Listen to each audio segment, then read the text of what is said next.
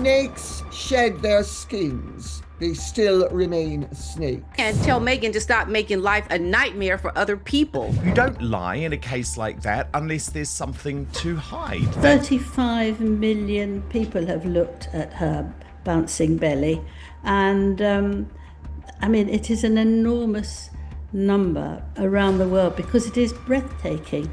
That's what she wants. My goodness me, I've done it.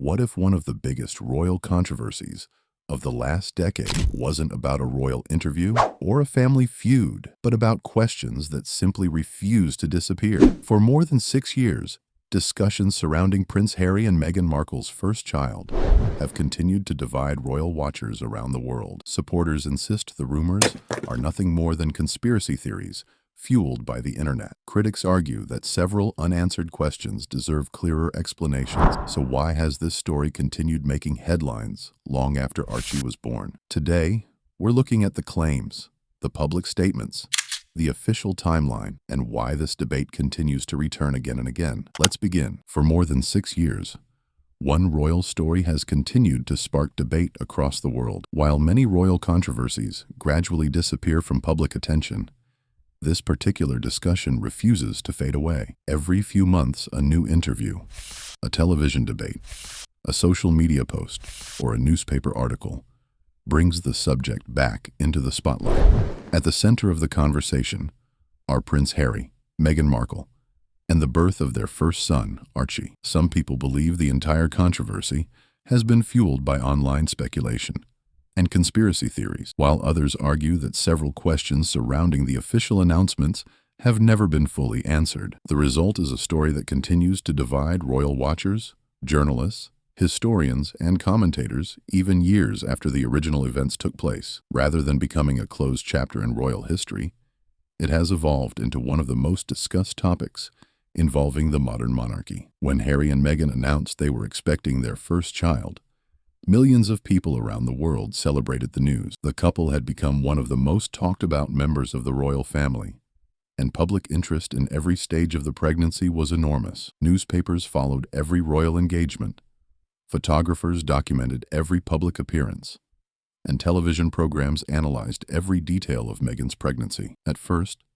everything appeared to be following the normal pattern that accompanies major royal events. However, after Archie was born in May 2019, several royal commentators began pointing out that the official announcements surrounding the birth looked different from previous royal births. Unlike earlier announcements involving Prince William and Princess Catherine's children, some of the information traditionally shared with the public was either presented differently or not included in the same way. Supporters of Harry and Meghan argued that the couple simply wanted greater privacy and had every right to handle personal medical matters differently.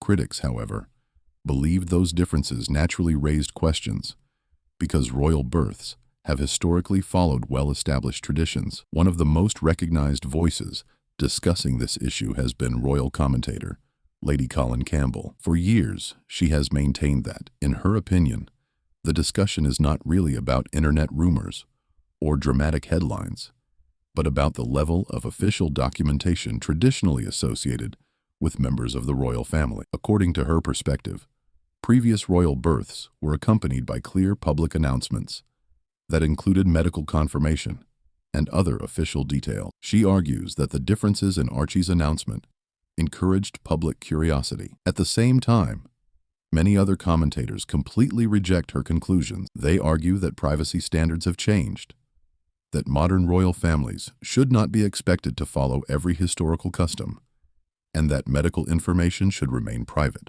regardless of public interest. These two very different viewpoints have shaped nearly every conversation surrounding this subject ever since. As the months passed, the discussion gradually spread far beyond internet forums. Television personalities, royal historians, newspaper columnists, authors, and online creators all began offering their own interpretations of the available information. Some believe the differences in the official announcements deserved closer examination, while others warned against turning unanswered questions into assumptions. The debate became less about reaching one final answer and more about deciding which commentators people considered trustworthy. Every new article, interview, or documentary seemed to introduce another perspective, ensuring that the story remained in the headlines instead of fading into history. That is exactly why, even after several years, the controversy continues to return whenever the Sussexes make another public appearance or release new photographs or videos. As public interest continued to grow, attention gradually shifted from the official announcements to the details surrounding Archie's birth itself. One issue that repeatedly appeared in royal discussions involved the birth certificate. Commentators noted that the document was amended after it was first issued, with Meghan's full given names later being replaced by her royal title. For some royal observers, this was simply an administrative update that carried no special significance. Others believed the change deserved a clearer explanation because it became another difference when compared with previous royal births. No single interpretation has ever been universally accepted, and that uncertainty became another reason why the debate continued instead of disappearing. While supporters argued that administrative corrections happen regularly and should not be treated as suspicious, critics believed that every unusual detail naturally attracted more public curiosity. Another topic that frequently surfaced involved the timeline of the official announcements released on the day Archie was born. Royal historians pointed out that Buckingham Palace first announced that Meghan had gone into labor, while a later statement confirmed that Archie had already been born earlier that morning. Some commentators questioned whether the announcements had simply been released in the wrong order, while others suggested the confusing sequence reflected nothing more than a communication delay during an extremely busy day. Lady Colin Campbell interpreted the timeline as one of several details she believed deserved closer examination, whereas other royal experts argued there was no evidence that the timing indicated anything unusual. Without any official conclusion suggesting wrongdoing, the different interpretations continued to exist side by side, allowing both supporters and critics to defend their own positions. The conversation became even broader when Prince Harry later described Archie's birth in his memoir. Some royal commentators compared his account with their own expectations of how hospital births are usually managed and questioned whether every part of the timeline sounded typical. Others quickly responded that childbirth is a deeply personal medical experience, with every pregnancy, hospital, and delivery being different. Medical professionals often remind people that no two births are exactly alike, making it extremely difficult to draw conclusions based only on one family's personal account. Because of that, Harry's description became yet another subject that produced different opinions rather than clear answers. Instead of ending the discussion, it added another chapter to a debate that had already been growing for years. As these discussions spread across television programs, newspapers, podcasts, and YouTube channels, more well-known public figures began sharing their own perspectives.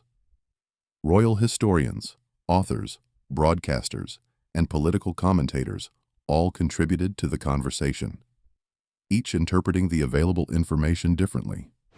Some believed that greater transparency could help settle many of the questions that continued circulating online. Others argued that no amount of additional information would satisfy people already convinced something unusual had happened. They believed responding to every rumor would only encourage more speculation rather than bring it to an end. Over time, the controversy evolved into something much larger than a disagreement over one royal birth. It became a wider discussion about privacy, public expectations, media coverage, and the responsibilities that come with being members of one of the world's most famous royal families. Even years after the original events, those competing viewpoints remain just as divided as they were when the story first appeared in the headlines. As the years passed, the conversation gradually shifted away from official documents and timelines towards something much more visible: photographs and public appearances. Every image released during Meghan's pregnancy was carefully examined by thousands of people online. Some viewers believed the photographs looked completely normal and reflected the natural changes that every pregnancy can bring. Others claimed they noticed differences in the appearance of Meghan's baby bump from one public event to another. These observations quickly spread across social media, where individual photographs were enlarged, compared, and discussed in great detail. However, many photographers and medical professionals cautioned that lighting, camera angles, posture, clothing, and even the way fabric falls over the body can dramatically change how a pregnancy appears in still images. They argued that a single photograph should never be treated as reliable evidence for any serious conclusion. Despite those warnings, online discussions only became more intense with every new picture that appeared. Lady Colin Campbell remained one of the most vocal commentators discussing these photographs. She repeatedly stated that, in her opinion, certain images appeared unusual and deserved closer examination. She questioned details such as the appearance of Meghan's baby bump and suggested that some photographs looked different from what she personally expected to see during pregnancy.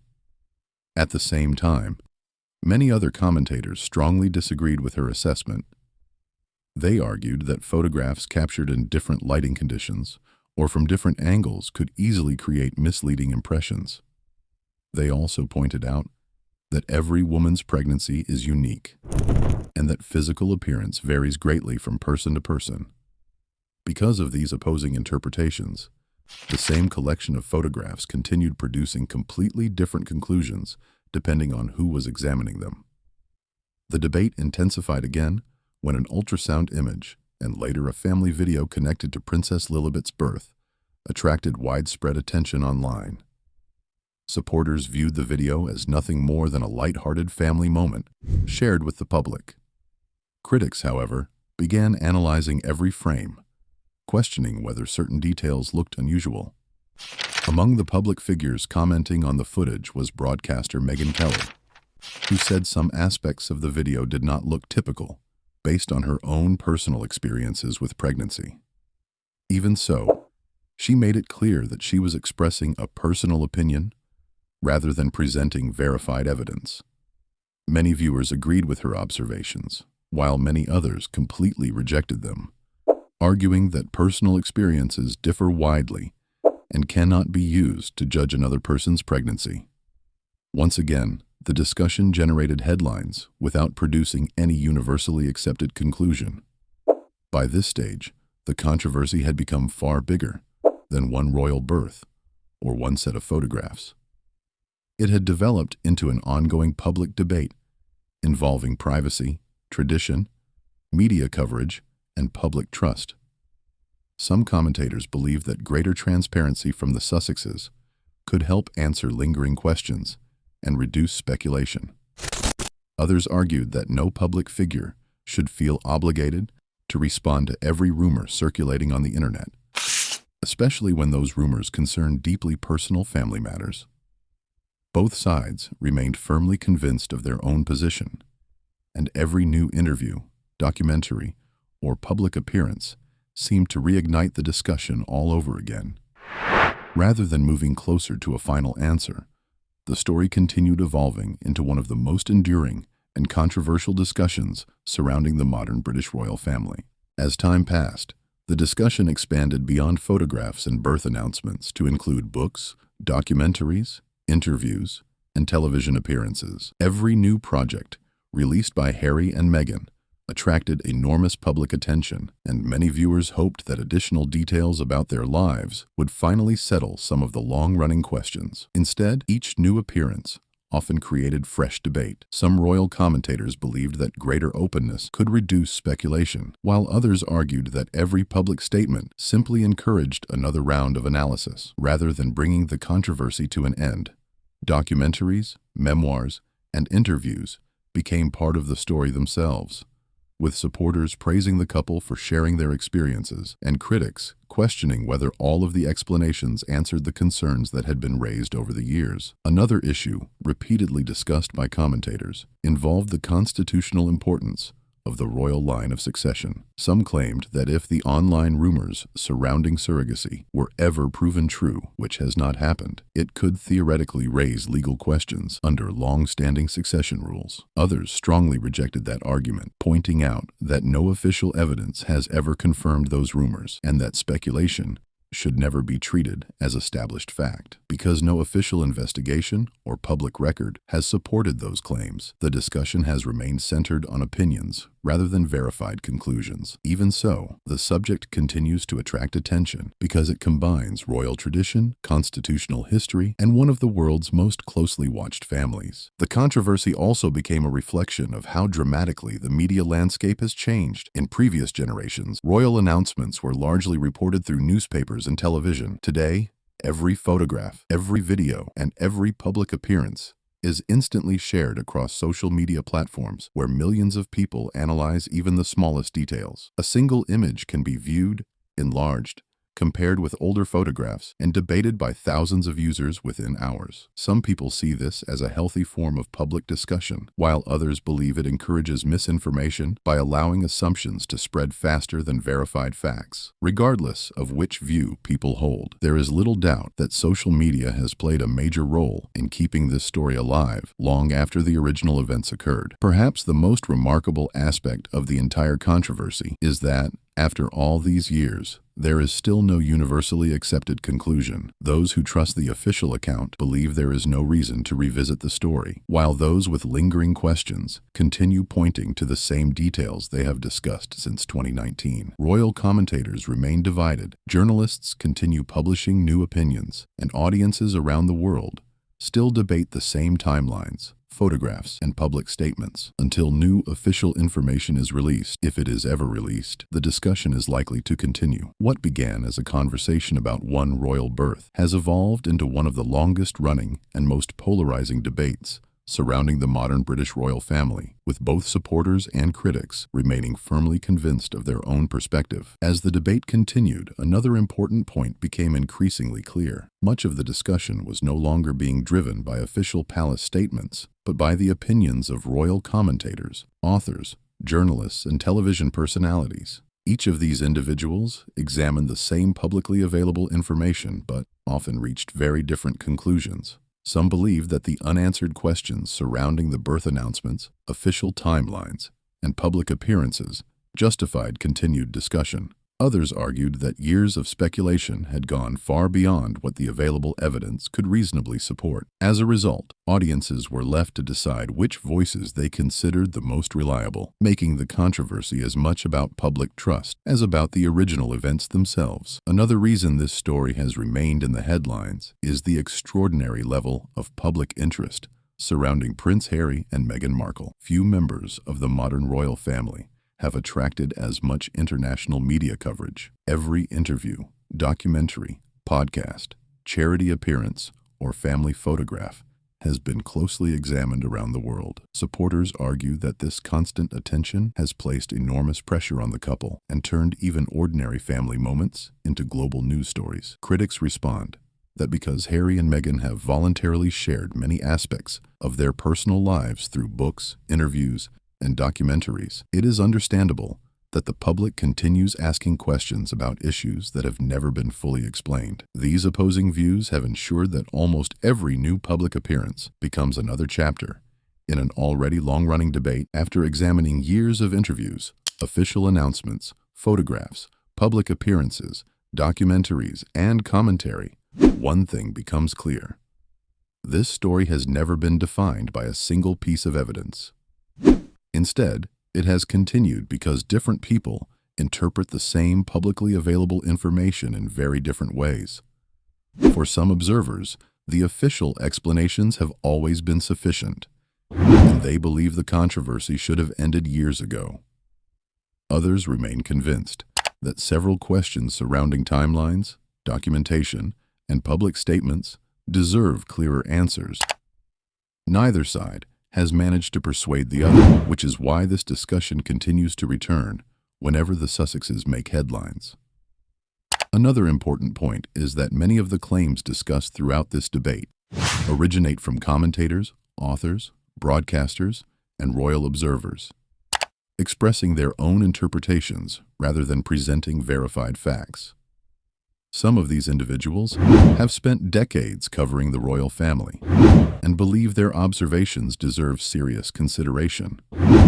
Others argue that opinions, no matter how experienced the commentator may be, should never be confused with confirmed evidence. Without new official information, many of the questions raised over the years remain matters of public debate rather than established history. That distinction is essential because it reminds us that speculation and proof are not the same thing, even when a story receives widespread media attention. What makes this controversy so unusual is not simply the questions themselves, but the fact that they have remained part of the public conversation for so many years. Every documentary, every interview, every new photograph, and every television discussion seems to revive the same arguments once again. Supporters believe Harry and Meghan have already shared more than enough about their private lives and deserve the same privacy as any other family. Critics believe that because members of the royal family hold a unique constitutional role, greater transparency would help prevent years of ongoing speculation. Those two positions continue to shape almost every discussion surrounding this topic, and neither appears likely to disappear anytime soon. Ultimately, whether someone views this story as an unresolved mystery or simply a controversy that has grown far beyond the available facts depends largely on how they interpret the information that has been made public. Until additional official information emerges, if it ever does, the debate is likely to continue much as it has since 2019. For now, it remains one of the most talked about stories involving the modern British royal family. Not because everyone agrees on what happened, but because people continue reaching different conclusions from the same publicly available events. Thank you for watching. If you enjoyed this in-depth breakdown, let us know your thoughts in the comments below. Don't forget to like this video, subscribe to the channel, and turn on notifications so you never miss our next royal update. We'll see you in the next video.